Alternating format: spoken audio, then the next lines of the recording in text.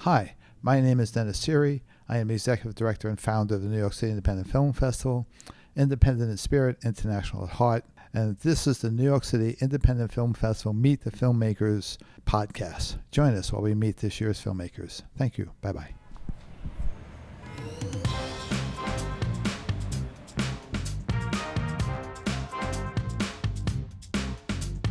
Today we're here with Alexandria, and welcome.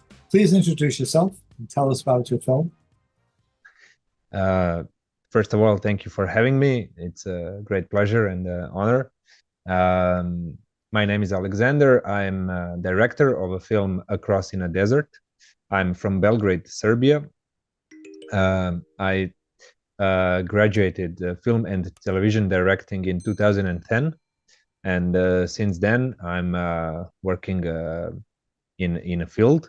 I did 12 short documentary and fiction films. I did 2 feature films, and one of them is also Across in a Desert.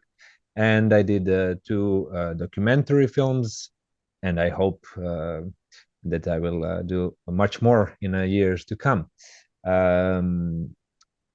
This is this film, Cross in a Desert, is my biggest project so far. It is art house independent production. It was produced by our family small production company, Alexandria Film. I founded it when I was still in an academy, still studying directing, and of course with support of my parents, we did all the mentioned projects. This project is very important for me because the film I did is based on a novel that was written by my mother, and she was a co-writer of a script. So it's both. I did it also in a way as a passion project. So I'm really happy after 2 years after the premiere, and that it had a great success. Maybe it's even more than we expected for art house film, since it was on 59 festivals and won 31 awards so far, and it had more than 100,000 admissions and viewers. So I'm really happy that people like the film, and I hope that also audience on your festival will like the film. Yeah, sounds great. So I see it was a passion project, family project. So I guess Yes. my next question, which I usually ask, is how did your family feel about you being a filmmaker? But I guess that's kind of been answered considering your mom helped you write the screenplay. But Yeah, so still, did you find that they were always supportive, or they sit there and go, why aren't you studying to be a lawyer or an architect or something? that's a really interesting question, because my father, he's not from the art field. He's a, economist, and he had his own private insurance company. He had it for over 25 years, and at one point, okay, of course, he supported my mother, and she also, they met actually.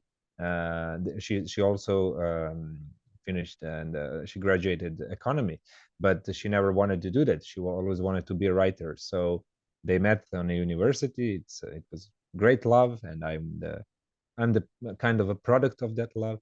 So uh, at one point, when I told them, when I was a kid also, I liked acting, and I was liked writing. I showed interest toward art, and also in elementary and high school, I was in different programs that were more art filled than any other. And at one point, when I told them that I would like to study filmmaking, uh, they just asked me, do I know what does it mean, and am I ready for that, and am I aware that it can happen that I can't work in my can't work in that field, and cannot do my job because it's really hard to make a film, and that it can happen that I need to do corporate videos or music videos that I don't like, or commercials or stuff. And I said yes, and I'm aware, because all of that is directing. in a way. So it doesn't necessarily need to be always art, and it doesn't need to be something that we created for ourselves and for the audience. But I was really sure that since I had interest in writing, in acting, in music, in photography, that the filmmaking is the only job that can, Well, in a that's way, yes, and where I can express all of my interests and talents.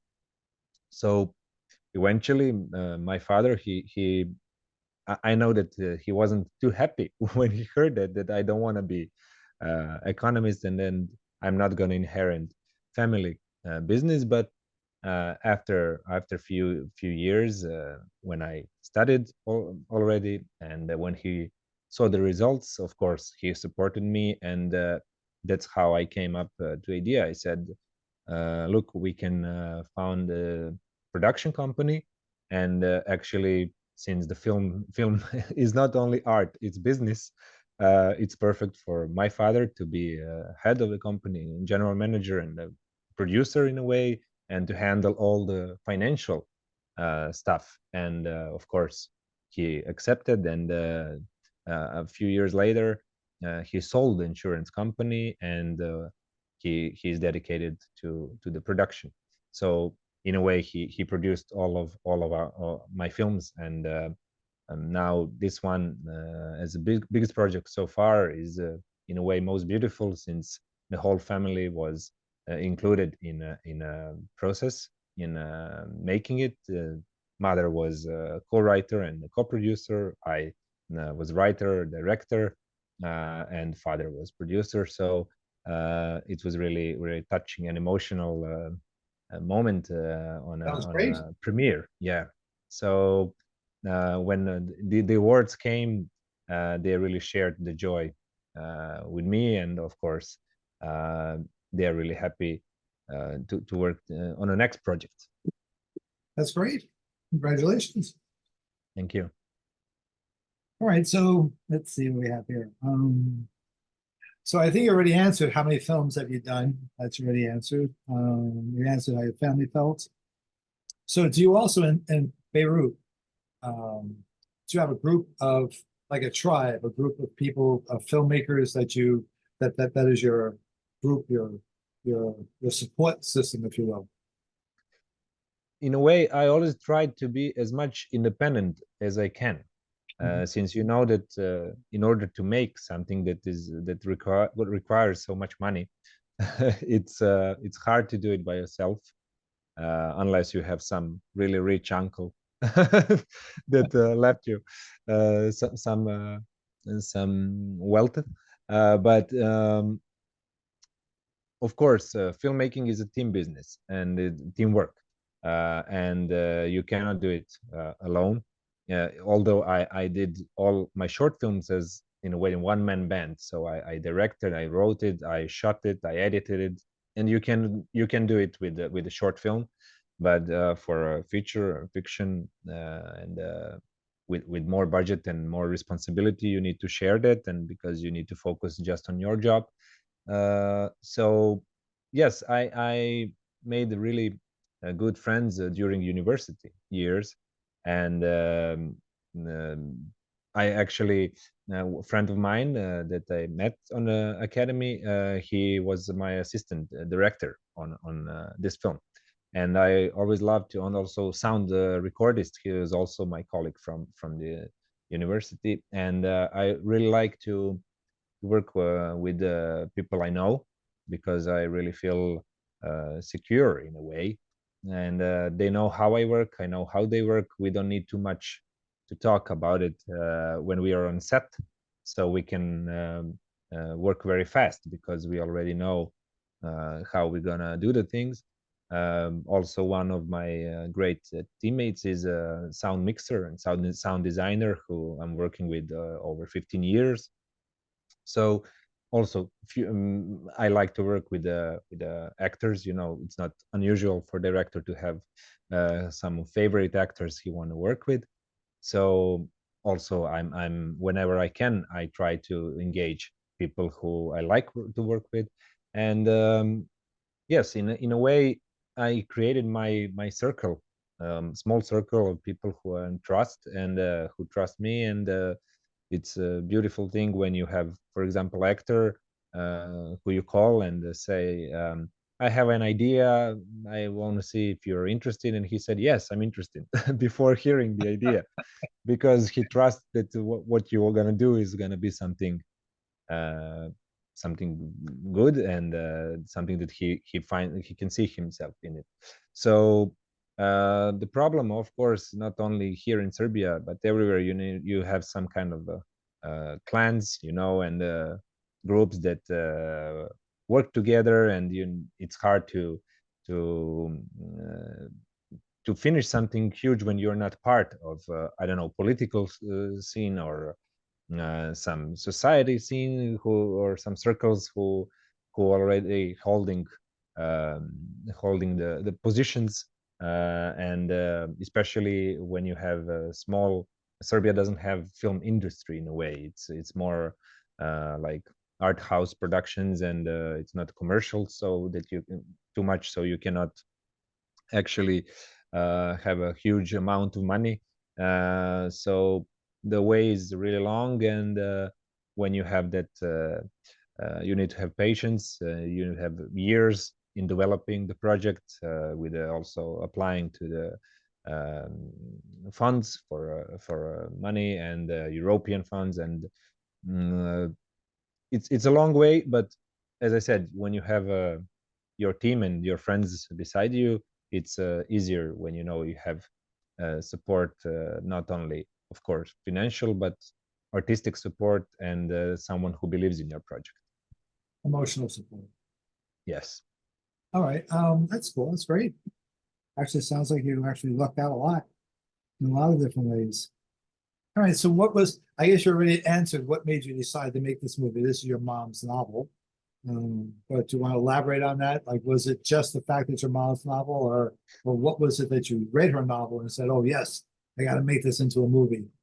Yes, I read that novel almost 20 years ago when she wrote it. And it's one of the Serbian best-selling novels. And I think that since the topic of the film is a story about female saint, Saint Paraskeva.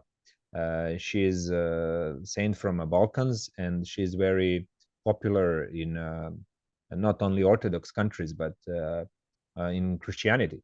And she's very popular saint in Serbia because her relics were once in Serbia, and she was in a way a miracle worker. And I found that really interesting because there are not so many films on such topic. You have a lot of films with the biblical topics, and something that's more interesting or more popular from New or Old Testament, and some stories about modern miracles. But this is a story that happens in the 10th century in a Jordan desert. And it was really interesting to me and challenging to show something that is not shown too much. And it's how a regular person and a common girl becomes a saint. And what was challenging is that in a way everybody can recognize themselves in a part of a film. It doesn't matter if you're a religious person or not. I got really great feedback from atheists, from people from other religions, and it was in a way for me confirmation that we managed to make story that's not just like niche of a film. It's more universal and understanding all over the world. And so far we didn't show film, I think only in Japan, so I don't have a feedback from there, and from China. But we had shown film from Australia, Africa, Europe, Middle East, and of course America, and South America. So in a way, it was really interesting to see how people react. And of course, since this is the first film, my first film was my own story, and this one is based on mother's novel, so it was really as I said in the beginning, it was really emotional and touching to see such a great success of something that is not so commercial in a way. It's not a blockbuster. It's a art house independent film, and seeing that it's recognized in that way and that that audience understood it worldwide, it was really a huge pleasure for both for me and my mother. Okay, that's great. Well, thank you. All right, so I guess one last question is, what was the hardest part and what was the most fun part of making this movie? Well, the hardest part was finding for me as a director, since I did my first film in 2012. Before that and after that, I worked as assistant director on various projects, TV and the film projects for Serbian famous directors. And at one point, when I was working on my short films, I said, okay, what's next after my debut feature film? And when I decided to do this film, I told my mother about it. And in the beginning, she was a bit scared because she knew it's a huge project, and it's something that involves the international crew filming in a Jordan desert abroad, and we filmed there for 20, 21 days, and it was first time that I should do actually something outside of Serbia. And also I wrote it, directed it, produced it, and she was a bit afraid how we're going to handle it, but I really believe that we can do it. And I knew all the time that from the beginning of from writing the script till the end that we will do it successfully. It was a hard path because of course finding financials for film, it's hardest part in independent filmmaking. We managed to do that with various in various ways, from sponsors, from Serbian Ministry of Culture. We got support from Jordanian Film Center, and eventually, when it wasn't enough, we sold a house that we had in Montenegro. We had it for in the sea. We sold it, and part of that was invested in post-production of the film. So then my mom joked that we should think what we're going to do next, because we had only one house. so You can't sell another one. yeah. So actually that was the hardest part from production perspective. But in creative way, the hardest part was to find right way to adapt the best-selling novel, because if you have a book that's worshipped by readers for 20 years, and it's really hard to adapt the book, especially if it's a period piece. Even with the huge productions in Hollywood and worldwide, you always have something that needs to be changed, and readers don't like it because in the end they said, oh, why they didn't put this or that. But I found actually what was interesting from the story is actually our lead character, Saint Paraskeva. She lived in a desert for 40 years, and my film focused on that period, how she became saint in the desert, not what happened before or after. Mm-hmm. So it helped me in a way, of course, in a production way, but it helped also in a creative way, not to spread the story too much and to focus on her inner state. And I think that was good decision. And audience who read the book and watched the film said that it's that story.